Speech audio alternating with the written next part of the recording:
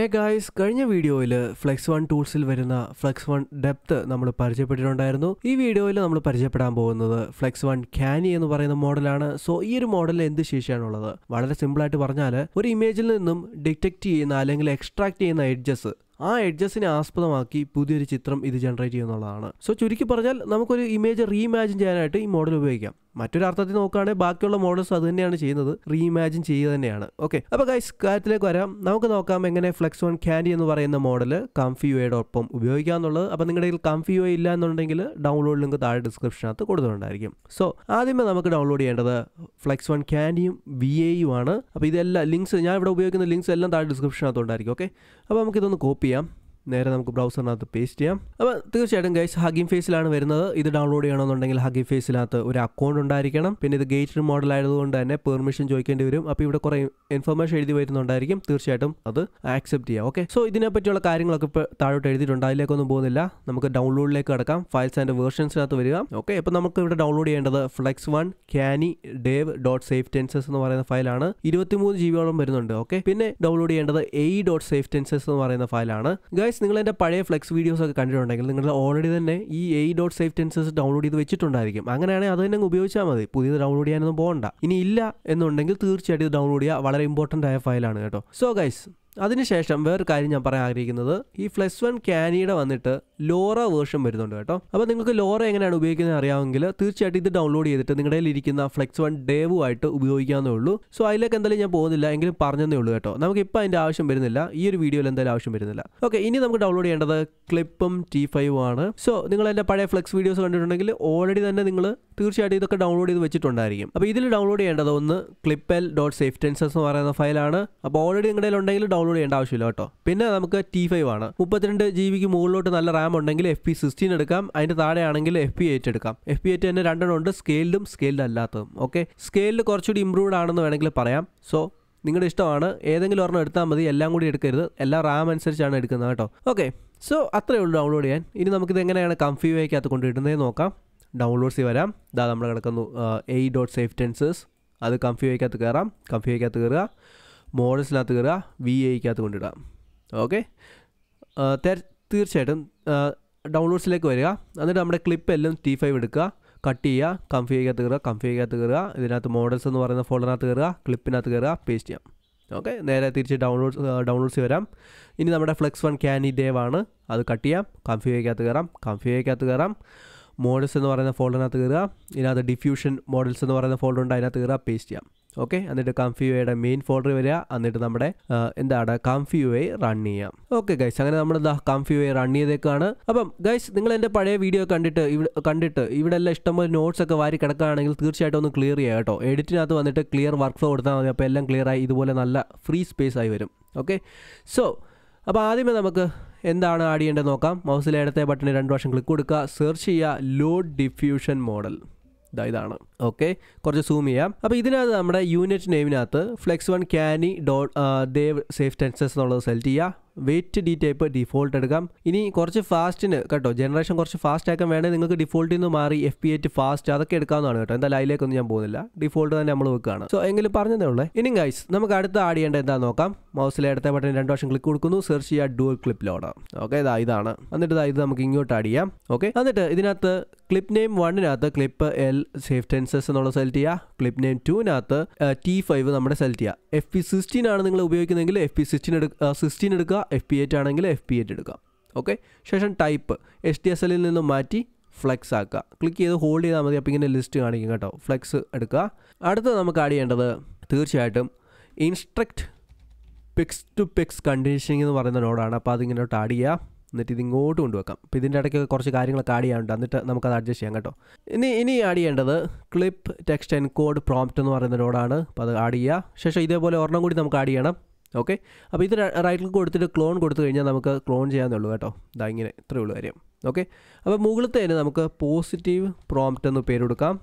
അപ്പോൾ ഈ ഒരു നോഡിനകത്താണ് നമ്മൾ അടിക്കുന്നത് എന്താണ് നമ്മുടെ ഈ ഔട്ട്പുട്ട്, അതായത് നമ്മൾ ജനറേറ്റ് ചെയ്യുന്ന ഇമേജ് ഉണ്ടല്ലോ അത് എങ്ങനെ ആയിരിക്കണം എന്നൊക്കെ ഇതിനകത്താണ് നമ്മൾ ടൈപ്പ് ചെയ്യുന്നത്. ഒപ്പം തന്നെ നമ്മുടെ എഡ്ജസും കൂടി ആയിരിക്കും തീരുമാനിക്കുന്നത്, അതായത് നമ്മൾ എക്സ്ട്രാക്ട് ചെയ്യുന്ന എഡ്ജസ് കൂടി ആണ് തീരുമാനിക്കുന്നത് ജനറേറ്റ് ചെയ്യുന്ന ഇമേജ് എങ്ങനെ ഇരിക്കണമെന്നുള്ളത്. ഓക്കെ, അപ്പോൾ അതവിടെ ഇരിക്കട്ടെ. സോ ഗൈസ് ഇത്രയും ക്രിയേറ്റ് ചെയ്തു. ഇനി അടുത്ത പുതിയൊരു നോഡ് കൂടി ആഡ് ചെയ്യാം. മൗസിലെ അടുത്ത ബട്ടണിൽ 2 പ്രാവശ്യം ക്ലിക്ക് കൊടുക്കുക, സെർച്ച് ചെയ്യുക ഫ്ലെക്സ് ഗൈഡൻസ്. ഓക്കെ, അപ്പോൾ ഇത് ഉപയോഗിച്ച് നമുക്ക് നിയന്ത്രിക്കാൻ പറ്റും നമ്മുടെ മോഡൽ എത്രമാത്രം പ്രോംപ്റ്റിനെ എന്താ പറയുക ഫോളോ ചെയ്യാമെന്നുള്ളത്. ഓക്കെ, സോ ഗൈഡൻസ് ഞാൻ 30 ആക്കാണ്. ഞാൻ നോക്കിയിട്ട് നല്ലൊരു വാല്യൂ ആണ്. ഓക്കെ, അപ്പോൾ ഇത്രയും ഇത് ചെയ്തു.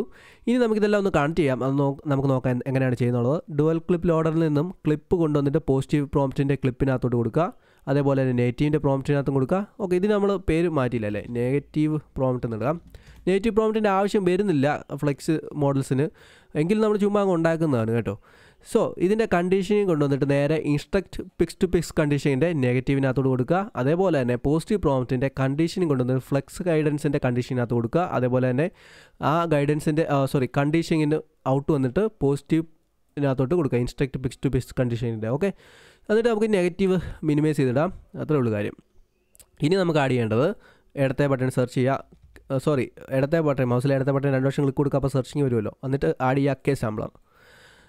സോ കെ സാമ്പിളർ അതാ ഇങ്ങനെ കൊണ്ടുവെക്കുക. എന്നിട്ട് നമ്മുടെ ലോഡ് ഡിഫ്യൂഷൻ മോഡലിൻ്റെ മോഡൽ ഔട്ട് കൊണ്ടുവന്നിട്ട് കെ സാമ്പിളറിൻ്റെ മോഡലിൻ്റെ ഇൻപുട്ടിനകത്തോട് കണക്ട് ചെയ്യുക. ശേഷം instruct pix to pix condition ഉണ്ടല്ലോ, കണ്ടീഷനിൻ്റെ അതിൻ്റെ പോസിറ്റീവ് കൊണ്ടുവന്നിട്ട് കെ സാമ്പിളറിൻ്റെ പോസിറ്റീവ് കൊടുക്കുക, നെഗറ്റീവ് കൊണ്ടുവന്നിട്ട് നെഗറ്റീവിനകത്ത് കൊടുക്കുക, ലേറ്റിൻ്റെ വന്നിട്ട് ലേറ്റിൻ്റെ ഇമേജിനകത്തോട്ട് കൊടുക്കാം.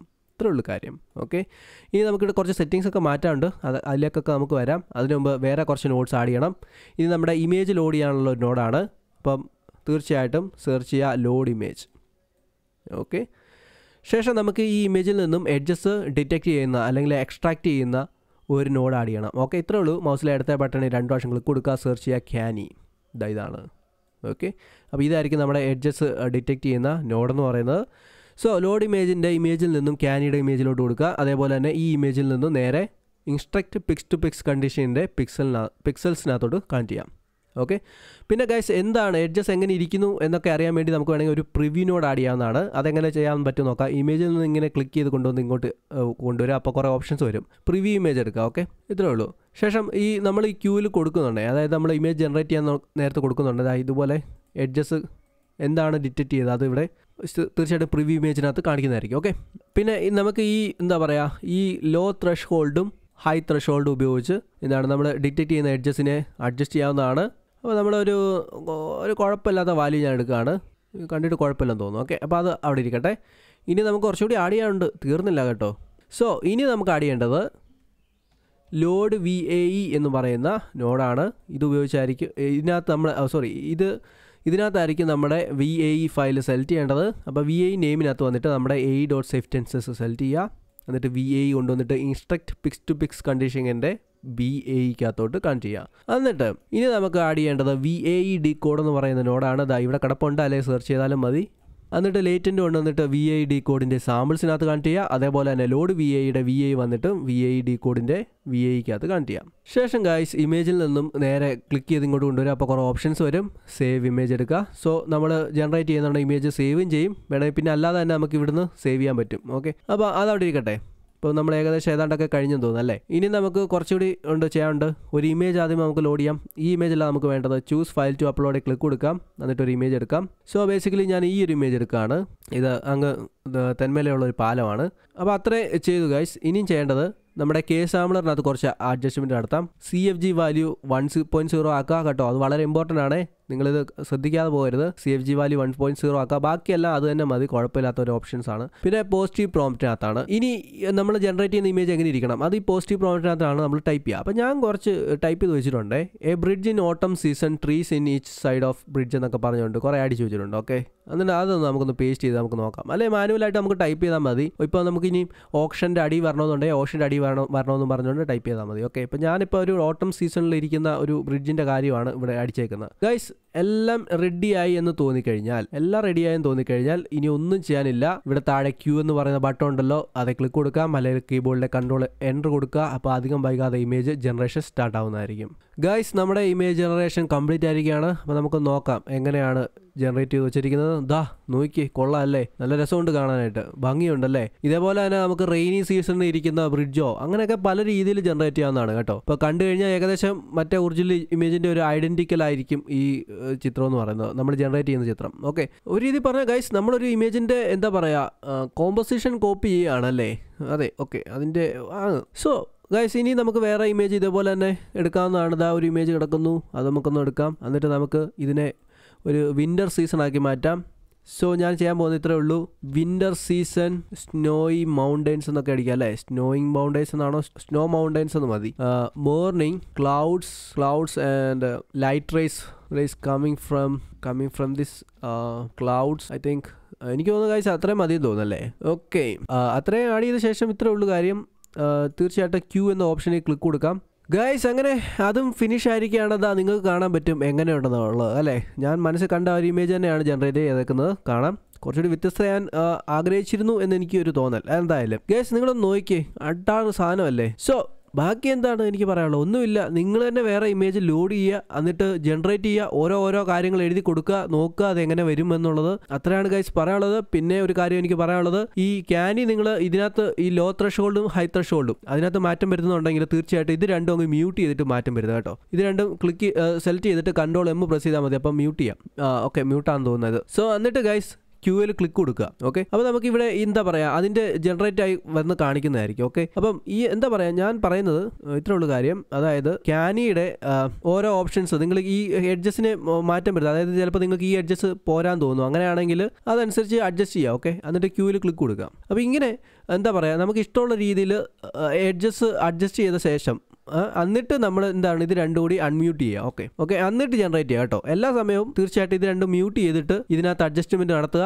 ഓക്കെ, അതായത് ആ എഡ്ജസ്റ്റ് പോരാൻ തോന്നിക്കഴിഞ്ഞാൽ തീർച്ചയായിട്ടും അഡ്ജസ്റ്റ്മെൻറ്റ് നടത്തുക, എന്നിട്ട് അൺമ്യൂട്ട് ചെയ്യുക, എന്നിട്ട് ജനറേറ്റ് ചെയ്യുക. അല്ലെങ്കിൽ എപ്പോഴും ഇത് അഡ്ജസ്റ്റ് ചെയ്തിട്ട് ജനറേറ്റ് ചെയ്യാൻ നിന്ന് കഴിഞ്ഞാൽ ശരിക്കും നല്ല സമയം പോകും. അതുകൊണ്ട് തന്നെ എപ്പോഴും ഇത് രണ്ടും മ്യൂട്ട് ചെയ്തിട്ട് അങ്ങ് ജനറേറ്റ് ചെയ്താൽ മതി കേട്ടോ.